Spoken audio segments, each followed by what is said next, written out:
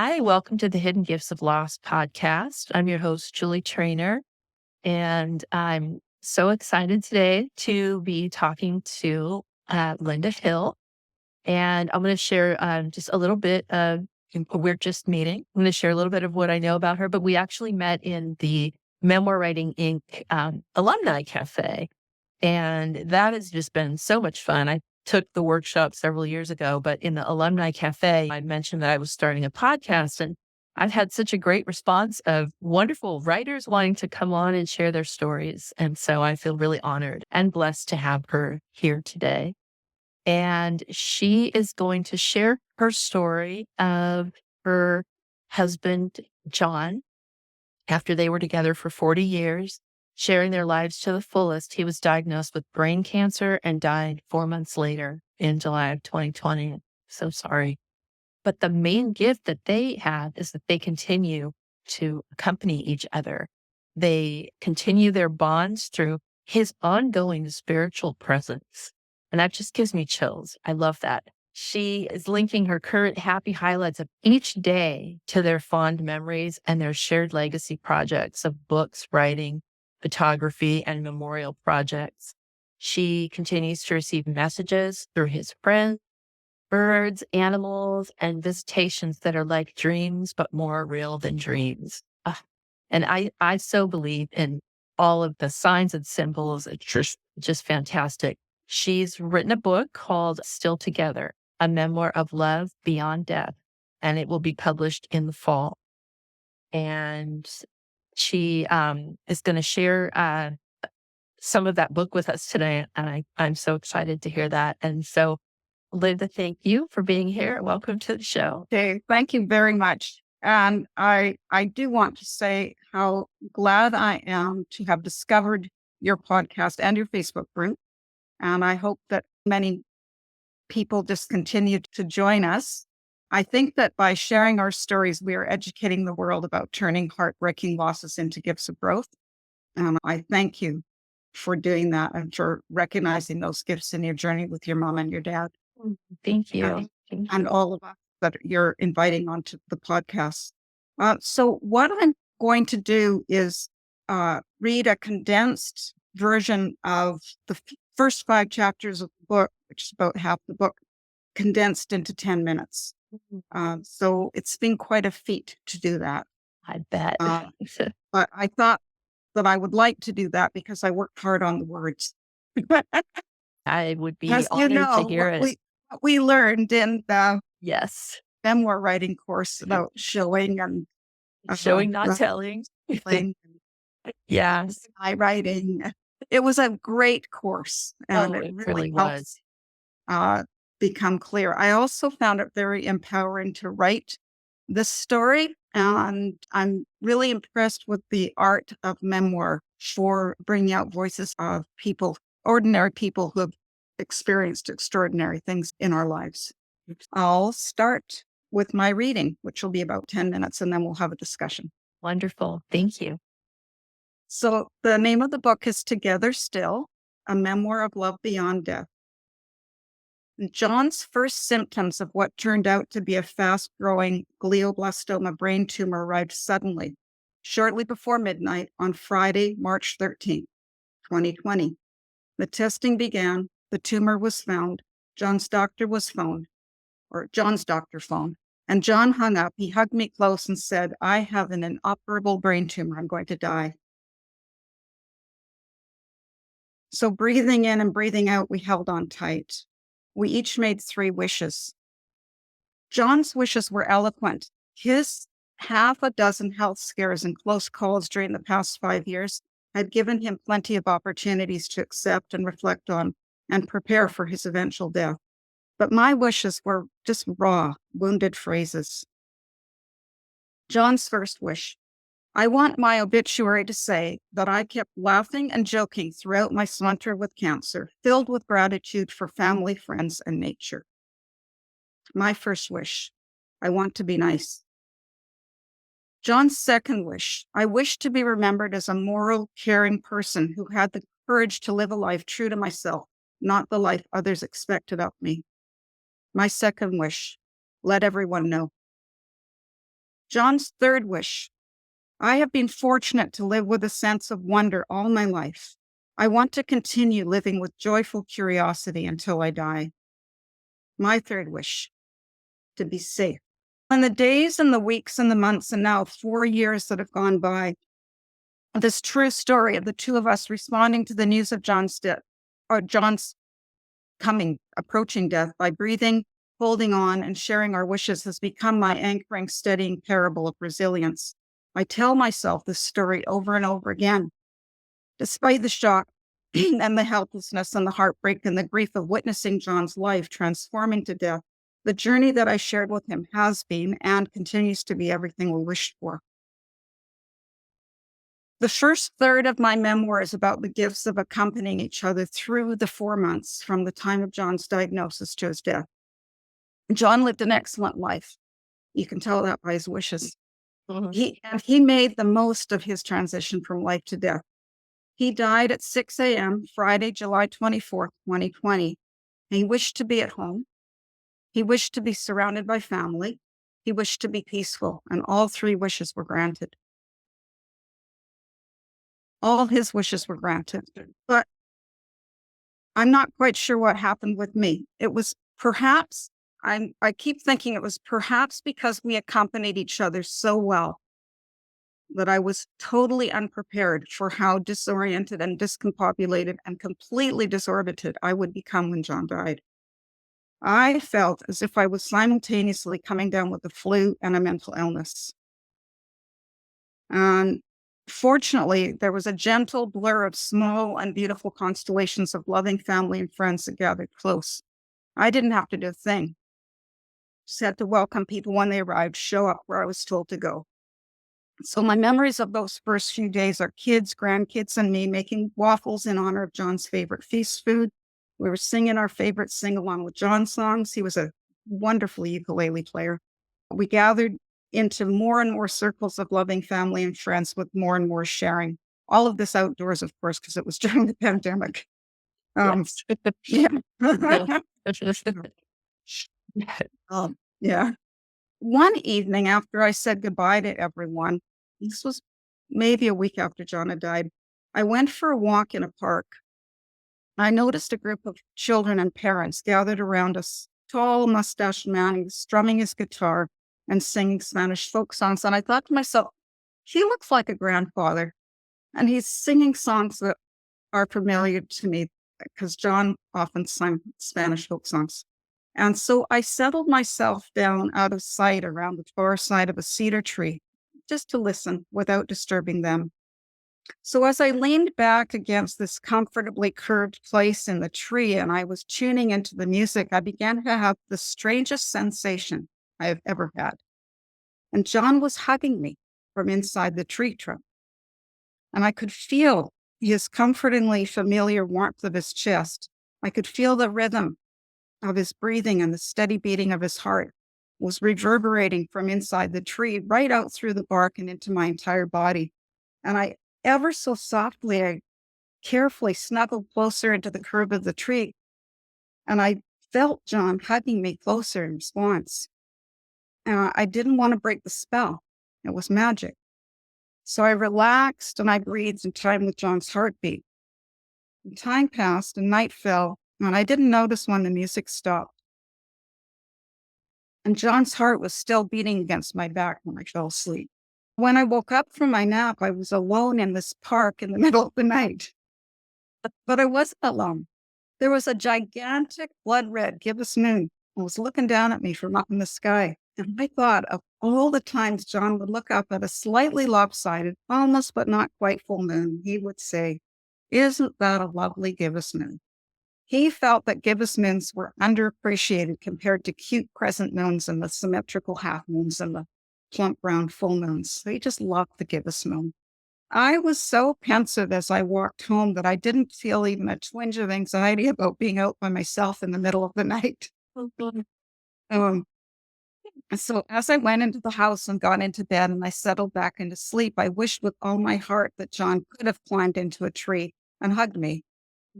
I wish he could have sent me this huge, red, lopsided, gorgeous gibbous moon. I wished wishful thinking could be real.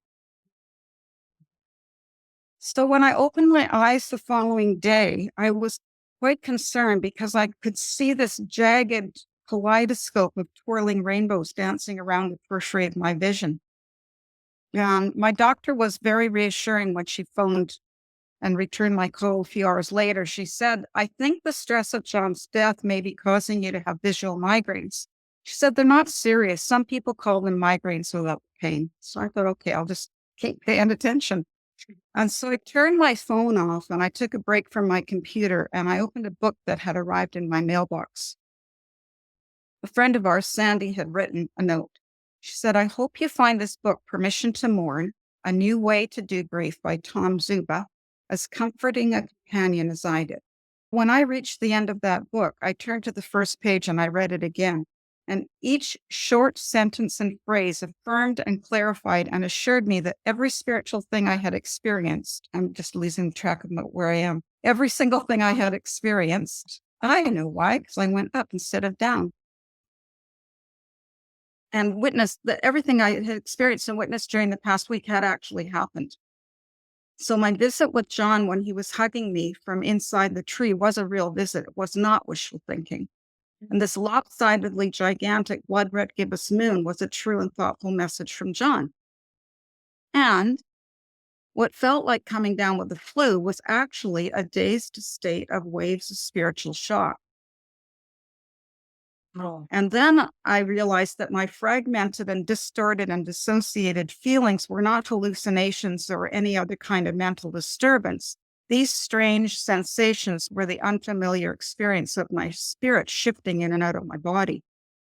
So I soon realized that if I didn't have the flu and I didn't have a mental illness, I was thinking I had a dissociative disorder.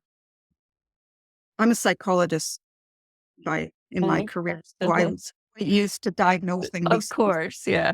It's very interesting to be looking at this from the inside out. But I realized, no, it's not a mental illness. And so I probably don't have a visual migraine either. Yeah. Wow. So this was a big change in my perspective and all a result of Tom Zuba's book. So I really encourage everyone to take a look at his book, called Permission to Mourn. Yeah. Um, and It changed my perspective and it motivated me to observe the jagged kaleidoscope of twirling lights around my eyes much more closely. So instead of trying to shift it out of my frame of reference and ignore it, I started paying attention. Mhm. And I gradually perceived that instead of a visual migraine headache, I was actually having a vision.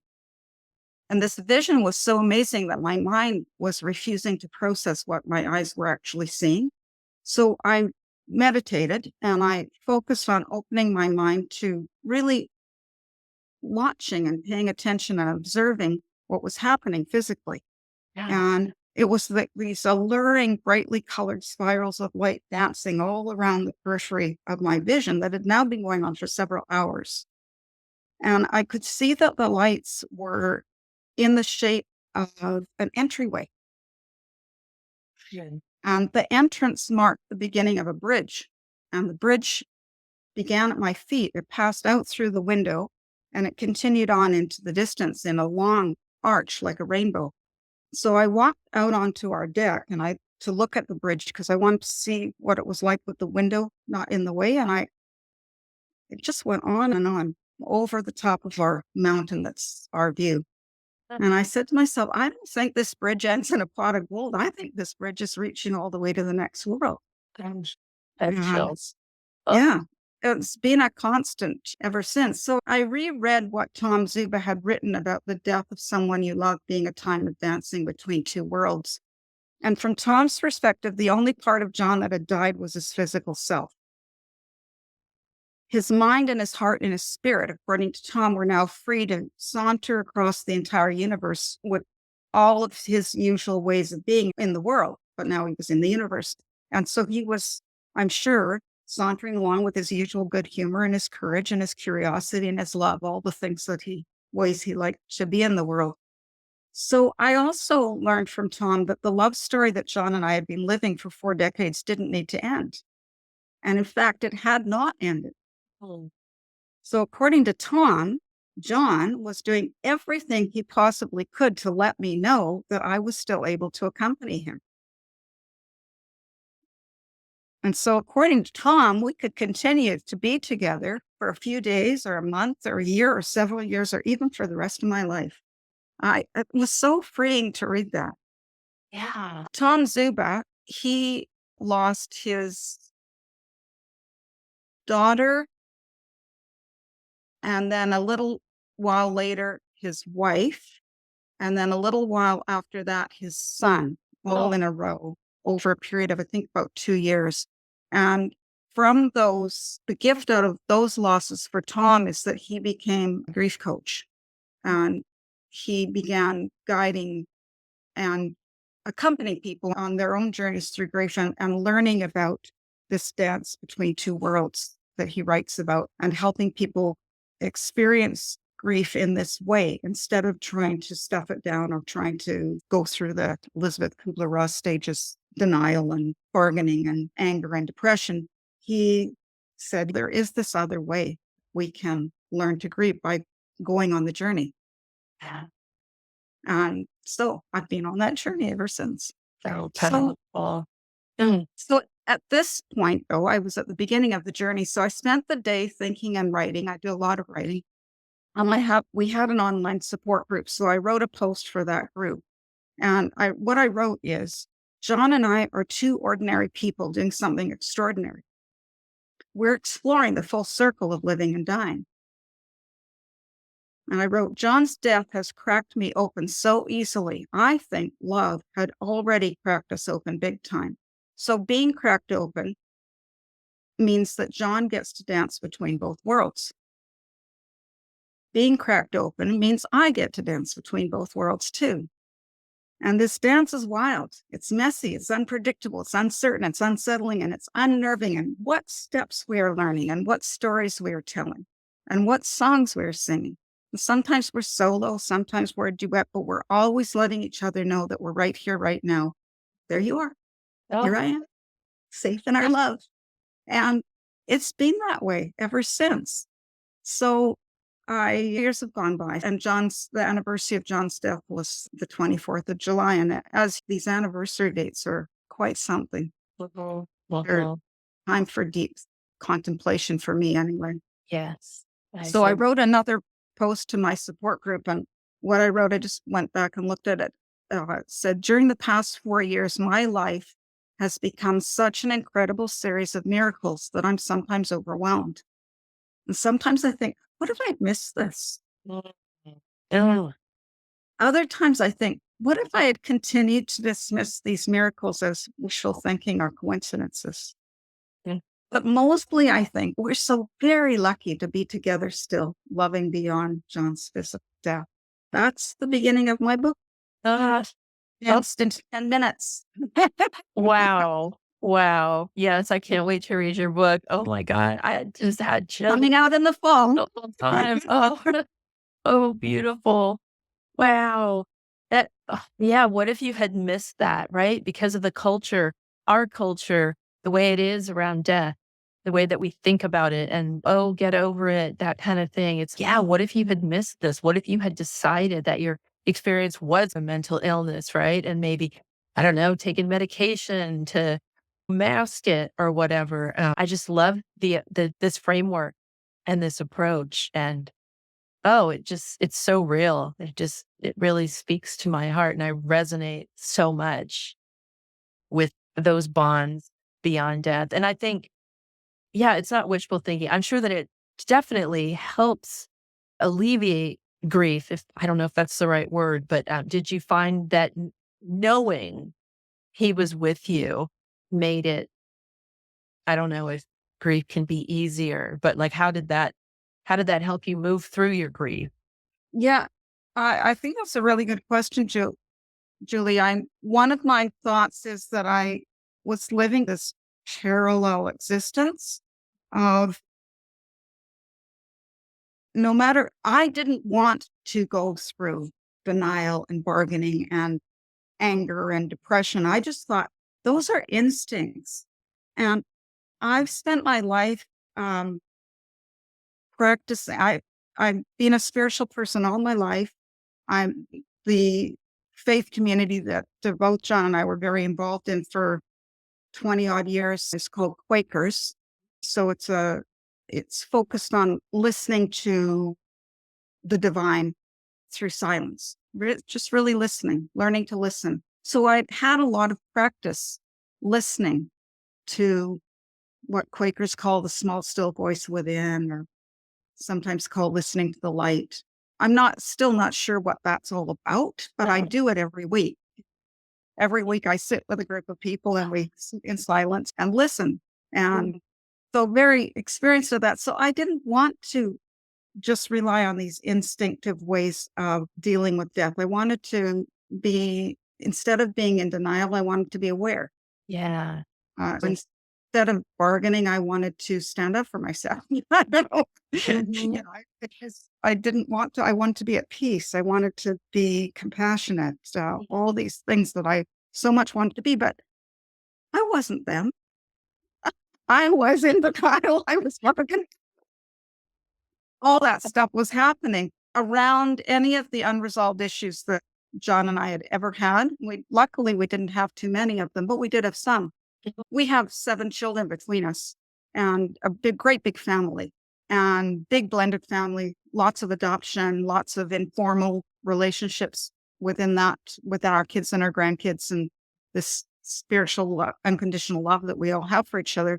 But we didn't all see John's death in the same way. I vary in my relationships with those people and everyone in my family and friendships. A lot of that was needing to be sorted out. In the meantime, I'm having this spiritual relationship with John that's just fantastic and wonderful and just kept happening. And every time I went outside for a walk, I had an incredible experience. I had this hawk. John sent me this hawk that arrived, I think it was 2 weeks after he died. I started noticing this hawk, and it's a small hawk. And it wasn't a peregrine falcon. I know a lot about birds, so I'd never seen this hawk before, and I couldn't figure out what it was, but it kept, whenever I went outside, if I was talking to a neighbor, it would fly overhead, or sometimes it'd be perching in the trees. And anyway, that hawk stayed with me for a whole year. And even when I went camping, even when I went away on trips, I would see that hawk. Oh, Yeah, wow. it's Oh, I don't know. To me, that's incredible. That's just only one of many birds that we experience together. A lot of things to do with light, and so the book is a exploration of that combined with my attempts to grieve mindfully, whatever that meant. Grieving anymore. That's something I find interesting. I took about 2 years, and it was quite dramatic in the ways that I stopped grieving and just focused on the spiritual journey and our family. So, what I guess I want to say is that our family, our kids and grandkids in particular, but all the family, they rescued me. And so I'm back with my family. I was away for almost 2 years. I couldn't be interested in anything, even these wonderful grandkids that were being born and growing, oh no. any of their problems. I was just on this journey with John and grieving. But now I'm on this journey with John and enjoying the family. Yeah. And yes, it's lovely. Wow. Wow. Oh my God. This is so good. Oh, I just love your story. And you said I've been writing some things down. You've said so much. The fact that I like that you said grieve mindfully. And I had this thought a couple days ago. I'm like, I'm not grieving anymore. I'm like really like living in a fuller way than I was prior to losing my parents, and grieving mindfully. I feel like I think that's what I did too. I didn't fight it. I didn't resist it. I knew if I needed to just sit in my hot tub and sob for an hour, that's just what I did. I didn't try to say, no, I don't want this and all that. And it helped me move along through it, and then be inspired to do things like this, start this podcast, because I just knew there was other stories out there. And I found that to be one of the most healing things, was to be able to share my story and hear other people's stories. My neighbor Denise, her husband John, died last year, and there was a robin that stayed outside the window and was just there all the time right after he died, like the hawk. And I had an encounter with an owl in the woods that I knew was my mom. This owl, I talked about it on one of the other podcasts, but this owl, and I'd never even seen an owl up close, not let alone close enough to see its eyes blinking. And the way that its face was reminded me of, in the 60s, my mom would always wear a scarf. That was like a thing. And she had her cat eye glasses. And I was like, this owl even looks like my mom. And it's like a day when I was really grieving. And we just, for 15 minutes, that it just seemed like timeless. Me and this owl, we just looked at each other, and then this calm just came over me. And, I love stories like that, where those are real. Those are just as real as anything, or even more. Like you said, some of the dreams you had were even more real. Um, and Yeah, and there's a book called Hello from Heaven, written by a couple. Their last name is Guggenheim. okay. Remember either their first names.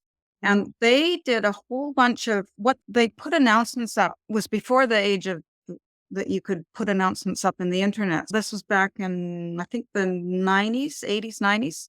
They encountered this after death, what they called after death communication, these stories that people were telling, that were these true stories. And they decided they wanted to research them and learn more about them and find other people's stories. They spent a decade collecting these stories, interviewing people like you're doing, and gathered them all up. And it did a really good job. In qualitative research, you go through the narrative and you're looking for the common themes.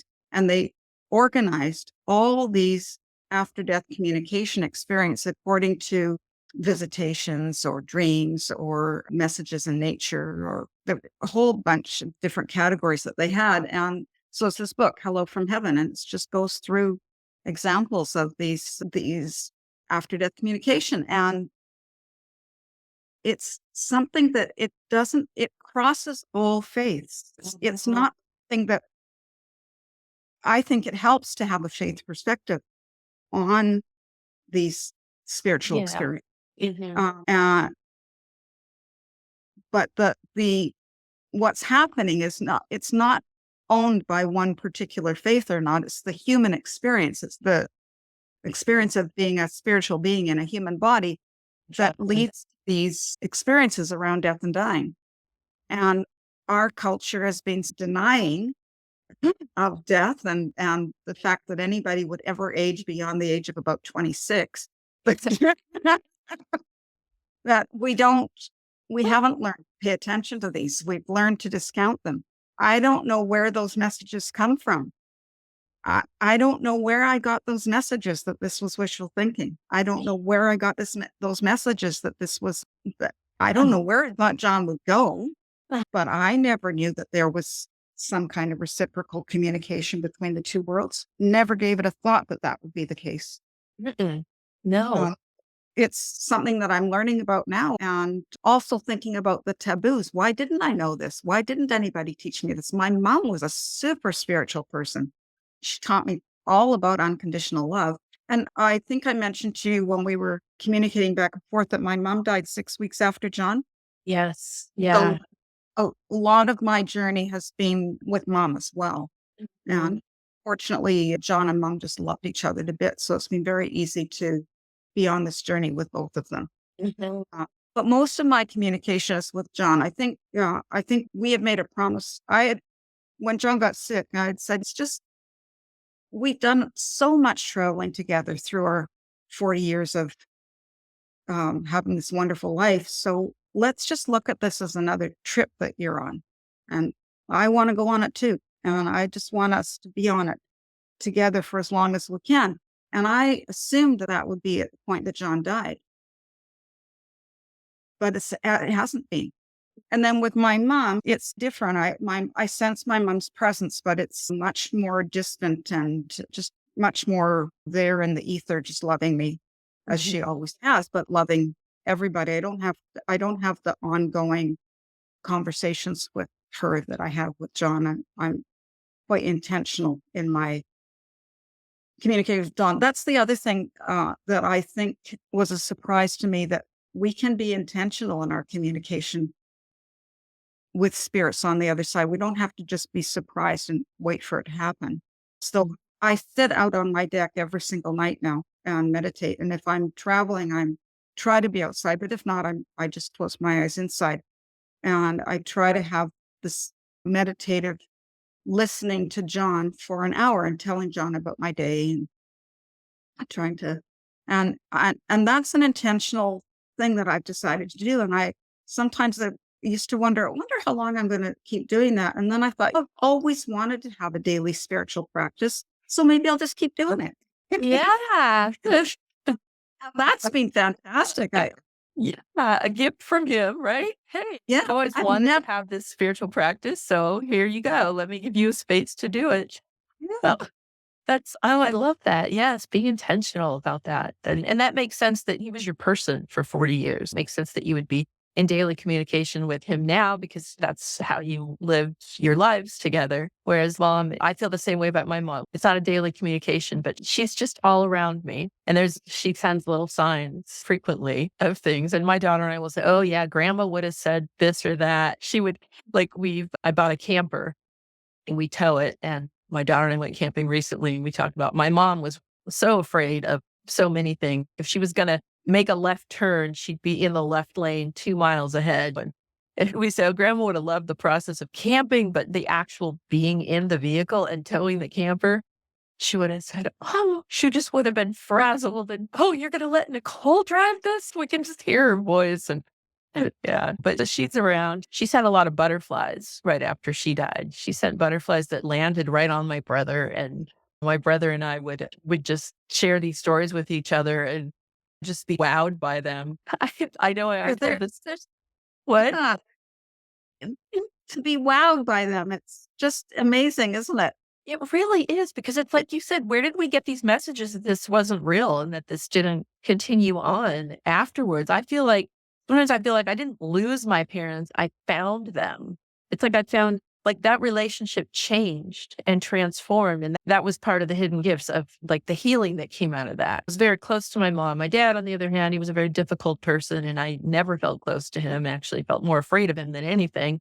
But even in his passing, that was a gift too, because I don't know, he could have just hung around and been unhappy. And my brother and I received an inheritance. But if my dad had lived, we wouldn't have because all the cost of care would have all gone into that kind of thing. And so I see my dad as almost consciously deciding, I want this, I want to give this to you kids. Not necessarily like he owed us something, but I know that at one point he had said to me, and it was the closest thing to an apology, was just like, I feel really bad for how I treated you kids when you were little. And it was like, whoa, that was huge to hear him actually say that to me. And that was right after his dad died. So yeah, I don't know. It's just interesting how that I have compassion for him now for the things he went through. And I don't feel like I'm carrying anger and resentment anymore. And I did have a dream about that. One of the dreams, I haven't had very many dreams where they show up, but they showed up once at an airport and they were getting off the plane and they were permeable. And my mom saw my daughter and I, but my dad, we walked through him and he didn't see us until my mom pointed us out. And somehow the communication was, you two aren't ready to get on this plane yet, but you will be. And it's actually a really fun adventure. Don't be afraid. Yeah, they were always taking trips together, especially train ride. Yeah, just love how these things show up. Beautiful dream. Yeah. And one of the things I've learned about how you can tell a dream from a visitation. And so think about that dream in this way, whether it was perhaps a visitation. They often happen in dreams. This is from research done by the Shared Crossing Project, where they've done a whole bunch of researching of people's stories. It's William Peters is the name of the main researcher. And his book about that project is called At Heaven's Door. Mhm. It's about shared death crossings.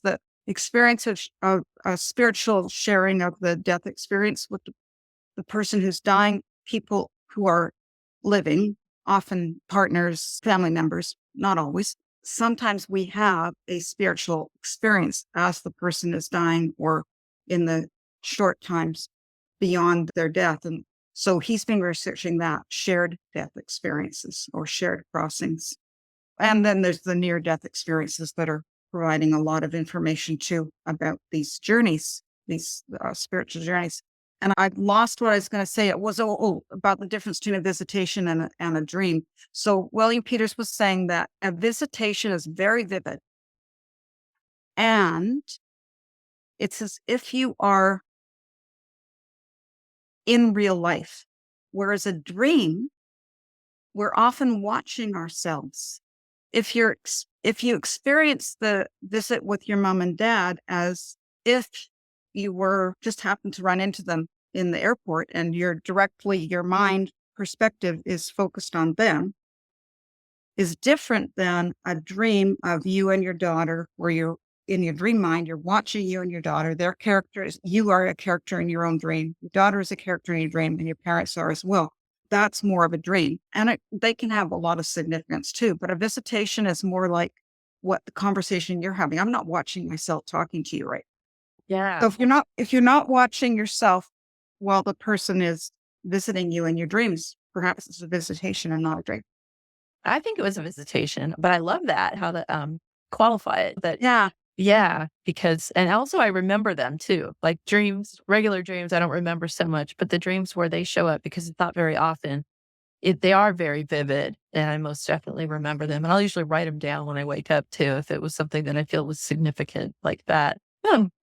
It's very cool. I put all of these books in the show notes because these are like wonderful resources. That's another thing I like about doing the podcast is just I learn all these things that I didn't know, and then I get to share them with other people too. Going through this, it's a very hopeful message that you can continue those bonds after death because it's so final in the way that our culture perceives Yeah. it. And I don't think lots of people don't continue their bonds without having these spiritual experiences. I just feel very fortunate. One of the questions you said is how are our relationships with those who are still living affected? Talk to me about that. So one of the things that I've realized, and I've realized this more in writing the book than when it was actually happening. So looking back on the journey, that I lost all my confidence in who I was. It was like a loss of identity.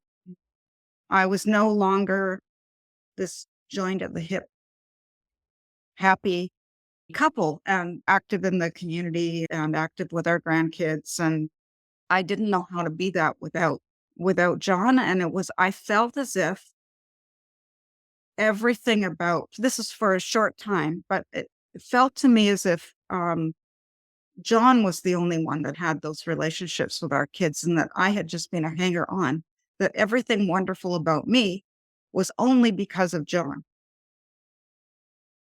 And so it was this kind of thing of, I don't even have the right to love my own kids.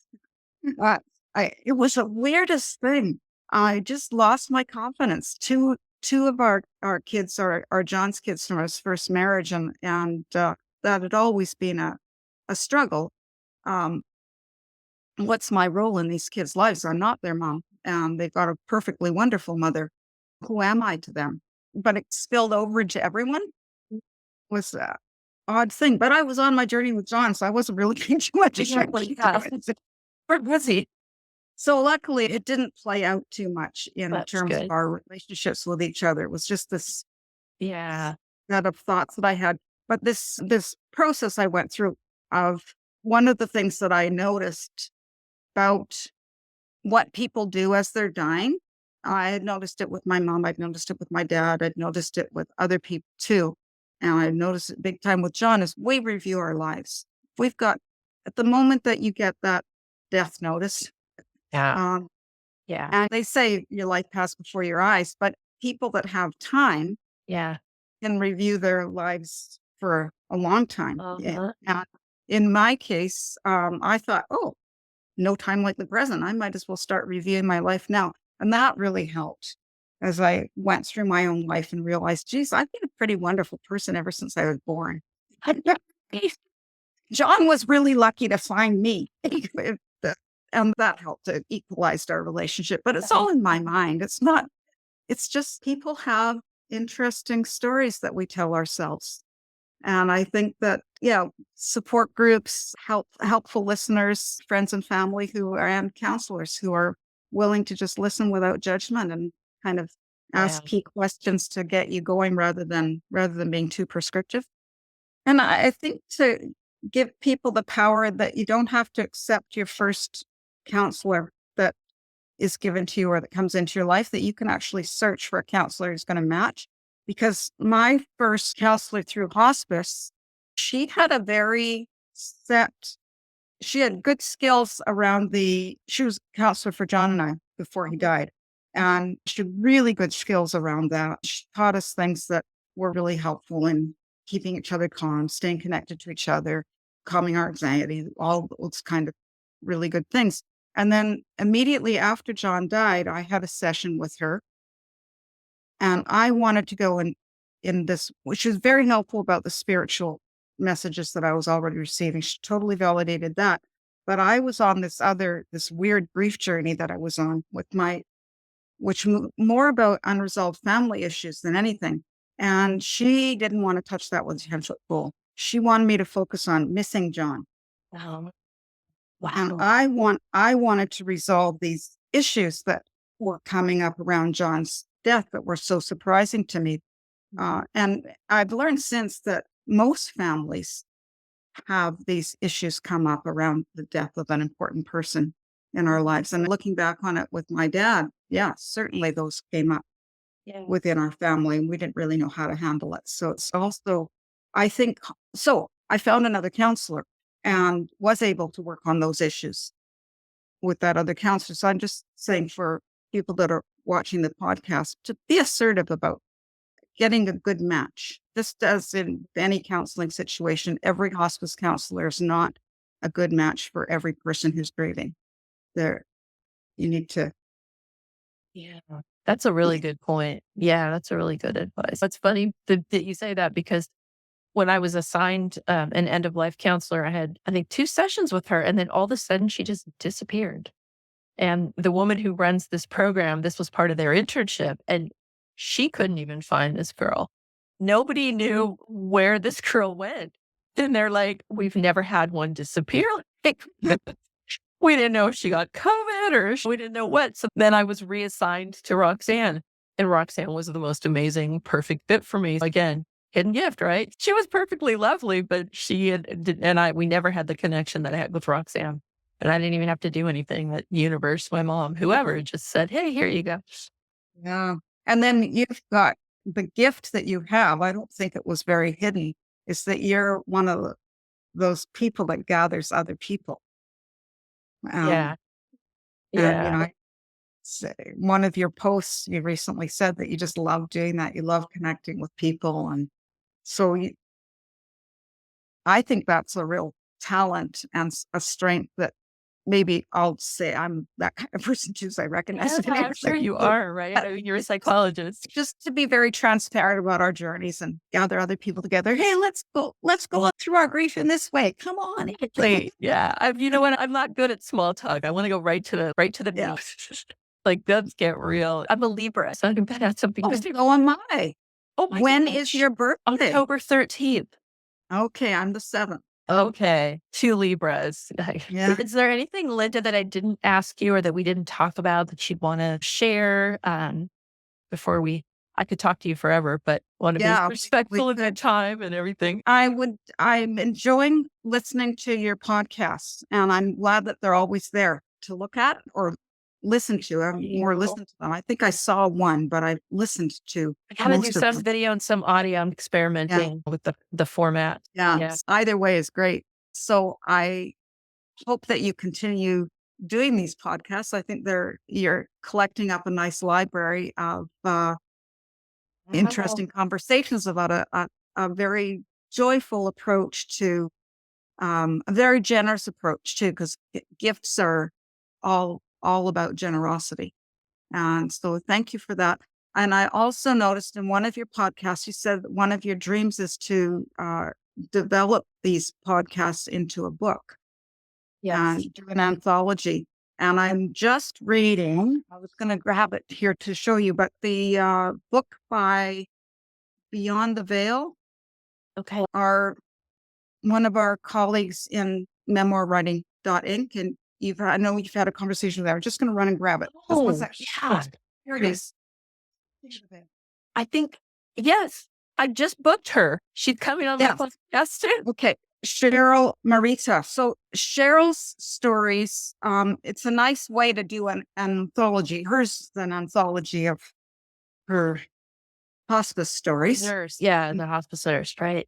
Yeah, but I really encourage you to make that dream into reality. I think you've got some gems Thank already. you. Yes, and I would love your story to be Yeah. in there. Absolutely. Yeah. Oh, thank you so much. Yeah, that's definitely next thing on the horizon. There's so many amazing conversations I've had in my life that I wish had been recorded. Podcasting is just, wow, it's just really opened up a whole world. And then I get to meet people and it's just so much fun. So I really appreciate you so much coming on today and sharing your story with me. Thank you for this Super extra fun. time. I'm noticing we've gone about 15 minutes over what you wanted, but Oh, it's uh, okay. I'm very flowing with the whole thing. That's you don't want to miss anything. okay. So All right. we'll see you again on Facebook. Yeah, absolutely. I'm trying to show up there regularly. All right.